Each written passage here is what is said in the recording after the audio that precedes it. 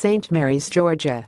If it had been a normal task, officials in St. Mary's could have said 6 down, 33 to go.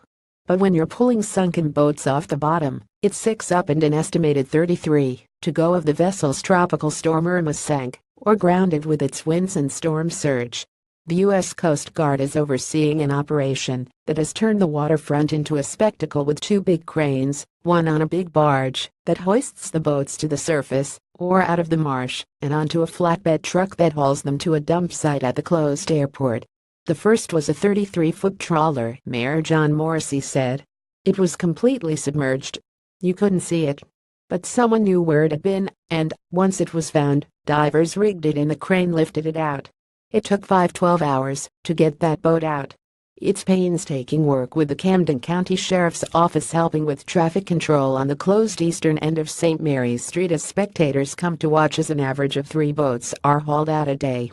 This is the biggest traffic jam we've had in St. Mary's in a while, said Becky Myers, coordinator of Main Street Development. She and Morrissey were watching the 6th boat lifted out. A once white sailing vessel turned brown from lying in the mud completely underwater. It was lifted twice, once from beneath the water onto the barge that carried it to the waterfront. The crane lifted it again and set it on the bottom.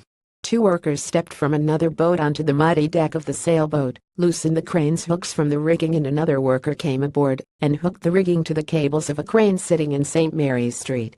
The 3rd worker then cut away the rigging to the mast and let it fall, and then used bolt cutters to sever anything else that could hold it.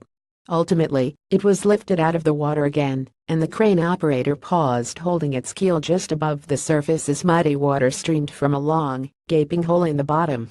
Once the water stopped, he lifted it onto a flatbed, where it was painted with 6 fore and aft and hauled away. The sailboat had been tied up at some of the westernmost docks, but all the boats along the waterfront are now out, including one that Irma tossed halfway out of the water pointed toward Osborne Street. Myers finds herself coordinating more than development. She's keeping track of the boats and trying to track down the owners. "We're at 39, I believe," she said of the derelict boats.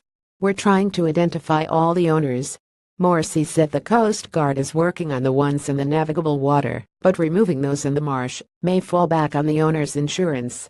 The Coast Guard will monitor those removals, however, to ensure that any environmental issues, such as fuel leaks, are properly handled, Morrissey said. Meanwhile, St. Mary's is going ahead with its annual Rock Shrimp Festival on October 7th.